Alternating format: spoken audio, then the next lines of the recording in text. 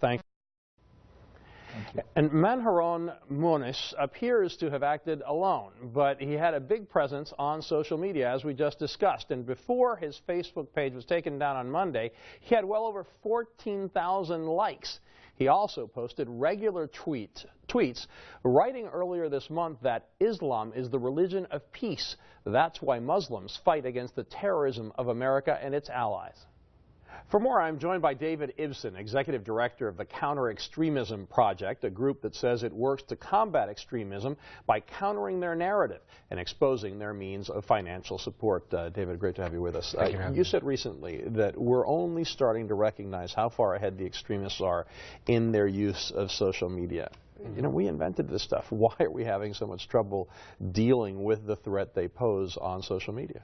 I think it's the application. It's the application of the ideology to the technology. Extremism has been around for a very, very long time, and so have counter-extremism efforts. But the extremists are far ahead in terms of leveraging these kind of social media platforms for their purposes, to propagandize and to spread their message. Why are they being so effective? And do you really think that they're playing a major role in inspiring people like this guy in Australia, Manharon Moniz, to do what he did? I do. I think they're having a huge role. They brought a level of organization and sophistication to their online propaganda activities, particularly ISIS and their affiliates, that we haven't really seen before. For an example, they've developed clearinghouses where individuals can go to report their accounts if they've been suspended or taken offline. And these clearinghouses immediately put up a new account to take its place. They actually even organize what would be called counterattacks against groups like us. But why can't we get rid of these clearinghouses then? Basically, the clearinghouses are telling people where to go. If a U.S. company has managed to take down their account. Exactly, and also counterattack groups like Counter-Extremism Project and how to undermine our efforts. Part of the effort is that, or part of the problem is that the social media platforms themselves, like Twitter, like Google, like Facebook, haven't really developed strategies and aren't being responsive enough to experts who are coming to them and saying, look, this is a real problem, you have to do more. What would you like them to do? They're just simply, because obviously there are many complaints to Twitter and Facebook about accounts of all sorts that that people think they should pull down.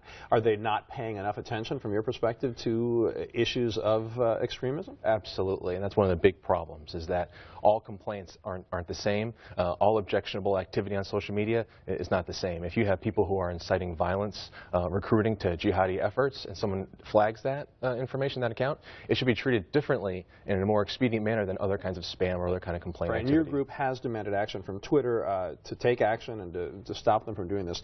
And this guy, Manharon Moniz, was very active on social media.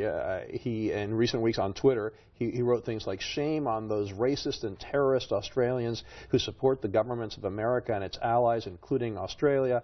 From Western perspective, God and his prophets are terrorists. So why doesn't Twitter and Facebook, why don't they just put you guys at the top of the line, given these things can incite violence?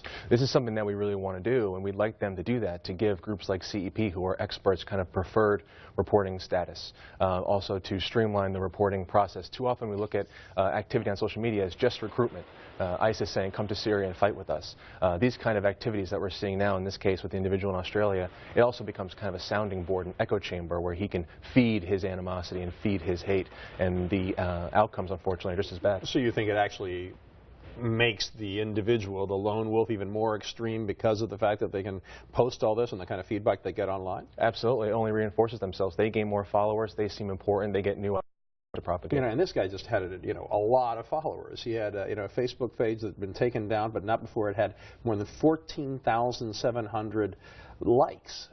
So again, it would seem that something like that would come to the attention of the of American companies. And so why is it not happening? Is it just there's just too much out there?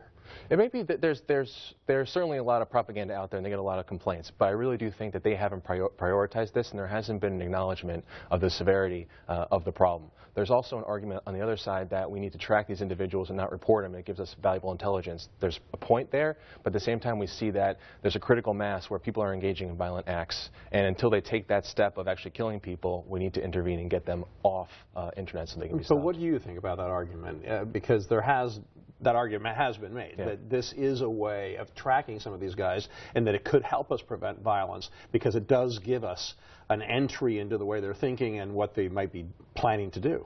I think there is validity to the argument that there's an intelligence imperative to track these individuals, but we can't let tracking be an excuse for passivity or passiveness. At some point, these individuals are violent, they're going to commit violent acts, and we have to engage at some point and kind of interrupt that cycle where it goes from rhetoric to actual violence. And one individual, Shami Witness, who was just recently taken off of social media, reinforces our argument. Once he was taken off, his accounts were taken down, a number of affiliated accounts subsequently came offline because individuals were scared of being exposed or because they were connected to him in some way. And he was one who really served as a recruiting tool for ISIL.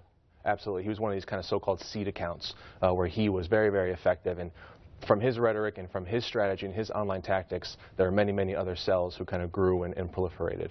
Yeah, and that's getting a lot of foreign fighters to go to the Middle East to take up arms in this terrible struggle there. Great to have you with us. Thank you for bringing light to this topic. David Ibsen, good to have you. Thank you for having me.